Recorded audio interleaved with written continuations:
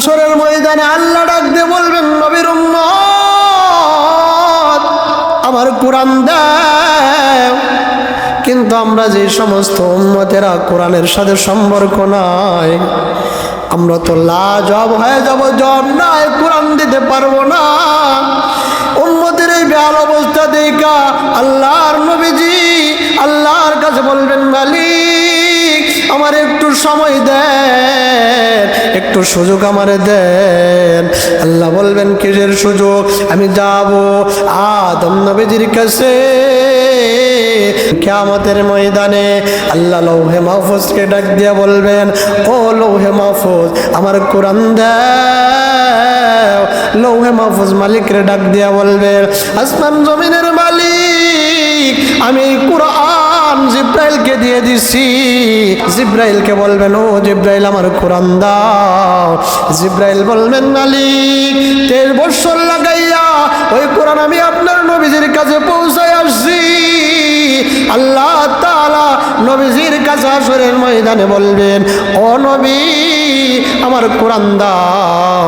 নবী বলবেন, মালিক এই কোরআন একদিন নয়, 2 দিন নয়, দীর্ঘ 13 বছর লাগাইয়া আমার কাছে জিব্রাইল দিয়ে আসছিল।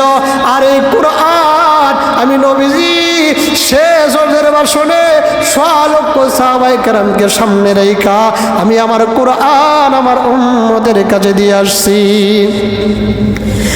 হাসরের ময়দানে আল্লাহ ডাক দিয়ে বলবেন, নবীর উম্মত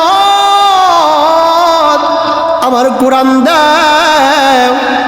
কিন্তু আমরা যে সমস্ত উম্মতেরা কোরআনের সাথে সম্পর্ক নাই, আমরা তো লাজবাব হয়ে যাব, জব নাই, কোরআন দিতে পারবো না। উম্মতের এই বেহাল অবস্থা দেখা আল্লাহর নবীজি আল্লাহর কাছে বলবেন, মালিক আমার একটু সময় দেন, একটু সুযোগ আমারে দেন। আল্লাহ বলবেন, কিসের সুযোগ? আমি যাব আদম নবীজির কাছে। আল্লাহ সুযোগ দিবেন, আদম নবীজির কাছে যাইয়া ডাক দিয়ে বলবেন, নাদি পিতা আদম আজকে হাসরের ময়দানে আপনার সন্তানেরা আমার উম্মতেরা বেকায়দায় পড়ে আছে, আসুন আপনি হবেন উকিল। আমি উকিল হইয়া মালিকের দরওয়াজায় আমার সন্তানদের জন্য, আপনার সন্তানদের জন্য, আমার উম্মতের জন্য আল্লাহর কাছে একটু মাফ চাইতে চাইব। আদম নবী ডাইকা বলবেন, নবী গো আমার দ্বারা সম্ভব না, এটা আমার দ্বারা সম্ভব না। আল্লাহর নবীজি মাকামে মাহমুদে পয়রা সেজদায় পড়া নবী কান্নে, মালিক আমার উম্মতকে ক্ষমা করে দাও। আল্লাহ নবীজির সেজদার কান্না দেখিয়া আল্লাহ ডাক দে, কই নবী এই দুনিয়ায় আপনার কম আমি কাঁদাই নাই। তায়েফের ময়দানে রক্ত জড়াইতে হয়েছে, উহুদের ময়দানে দান মুবারক শহীদ করতে হয়েছে। ও নবী দুনিয়াতে আপনার কম আমি কাঁদাই নাই, এই আসরের ময়দান আপনার কান্নার নয়। আল্লাহর নবী ওই দিন ডাক দিয়ে বলবেন, মালিক আমার এই উম্মতকে আপনি ক্ষমা না করলে আমি সাজদা থেকে উঠব না। আল্লাহ ওই দিন ডাক দিয়ে বলবেন, নবী আপনার উম্মতের বিচারের সব কিছু এবার আমার কোরআনের হাতে দিয়ে দিলাম। এবার কোরআন দাঁড়ায় যাবে।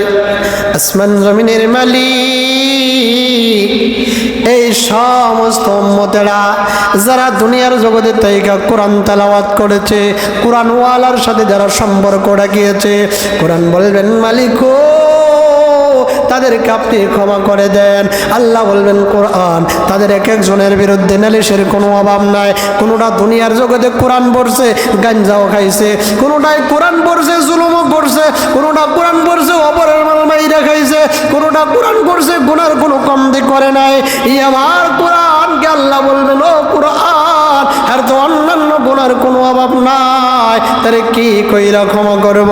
কোরআন ওই দিন ডাক দিয়ে বলবেন, মালিক তাহলে আপনি বলেন আপনি আপনার কোরআন না। আল্লাহ কয় না, এটা আমি কোনোদিন অস্বীকার করতে পারবো না। যদি অস্বীকার করতে না পারেন, আমি কোরআনের দাবি হলো ওই সমস্ত উম্মতকে ক্ষমা করে দেন। আল্লাহ বলবেন, কোরআন যাও তোমার দাবি আদায় করিয়া আমি সমস্ত উম্মতের গুনাহ মাফ করে দিলাম।